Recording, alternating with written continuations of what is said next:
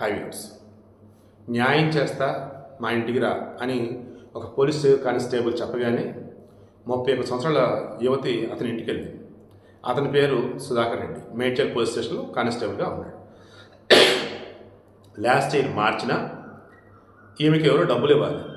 Sir నాకు డబ్బులు ఇప్పించండి, నా డబ్బులు సార్ అవి వాళ్ళు ఇవ్వట్లేదు, ఇబ్బంది పెడతానని చెప్పేసి దాని కేసు ఫైల్ చేసుకొని ఈ కానిస్టేబుల్ చూసుకుంటే వెళ్ళామంటే కానిస్టేబుల్ నెంబర్ ఇచ్చాడు.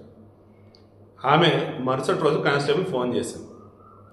ఫోన్ చేస్తే స్టేషన్ కాదు మా ఇంటి దగ్గర మాట్లాడుకుందాం, వివరంగా నేను చెప్తాను అండ్ ఒక లాయర్ కూడా ఉన్నాడు, ఆయన హెల్ప్ తీసుకున్నాను అని చెప్పి పిలిపించాడు. లాయర్ ఏడి లేడు. దాన్ని ఇతను మాటల మధ్యలో పెట్టి లైంగికంగా వాడేశాడు. అదే నాకు పెళ్లి కాల, నువ్వు చూస్తే ఒంటరిగా ఉన్నట్టున్నావు, నేను హెల్ప్ చేస్తా, నేను పెళ్లి చేసుకుంటే నమ్మించాడు. అలా పలుమార్లు ఆ అమ్మాయిని వాడేశాడు. ఆ అమ్మాయి ప్రెగ్నెంట్.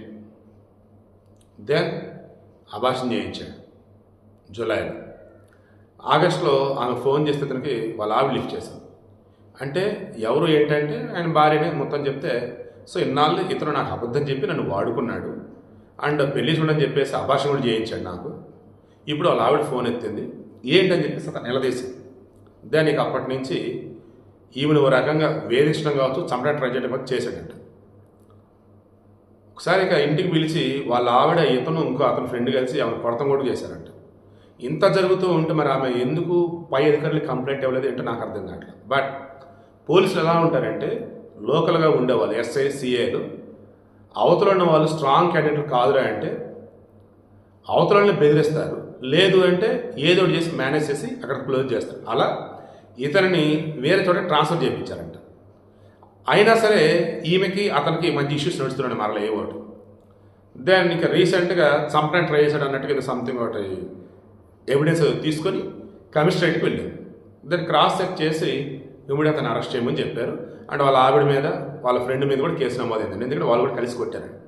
వీడియో మొత్తం మీద నేను చెప్పదలుచుకుంది ఏంటో తెలుసా, దయచేసి మీరు పోలీస్ స్టేషన్కి వెళ్ళినప్పుడు ఆడవారైనా మగవారైనా పోలీస్ కేసు పెట్టారు, అది అఫీషియల్గానే డీల్ చేయించుకోండి. పర్సనల్గా అన్నప్పుడు ఏది ఎంతవరకు ఉండాలో అంతవరకు. దయచేసి ఎట్టి పరిస్థితుల్లో కూడా మీ అవసరం ఎదుటి వారికి ఆయుధంలాగా మారేలాగా మాత్రం మీరు ఉండొద్దు. అన్నింటికి మించి ఫూలిష్గా మీ శరీరాన్ని అవతలకి అర్పించవద్దు. It's my sincere request. In case అయ్యింది, జరగాల్సిన మొత్తం జరిగిపోయినాయి, మీ నిజాలు కూడా తెలిసిపోయినాయి, దెన్ అప్పుడే పై అధికారుల దగ్గర వెళ్ళి చెప్పేసండి. లేదంటే అక్కడితో ఇష్యూ క్లోజ్ చేసుకోండి. నీ దారి నా దారి, నా దారి నా దారి పోయినట్టు ఉండండి. అంతే తప్ప లాక్కుంటా పీక్కుంటా అక్కడ ఉంటే ఎవరో ఒక ప్రాణం పోయింది, లేదా ఇదో ఈ రకమైన జీవితం ఎండ్ అయిపోయింది. ఇప్పుడు ఇతను ఉద్యోగం పోయినట్టు ఆల్మోస్ట్. ఇంకా ఆమెకు సంబంధించి ఇంకా లైఫ్ ఎలా ఏంటంటే ఇంకా ఆమె చూసుకోవాలి. పోలీసులు చూసుకుంటారా అంటే కోర్టులో జడ్జి అని చూస్తారా, చూద్దాం.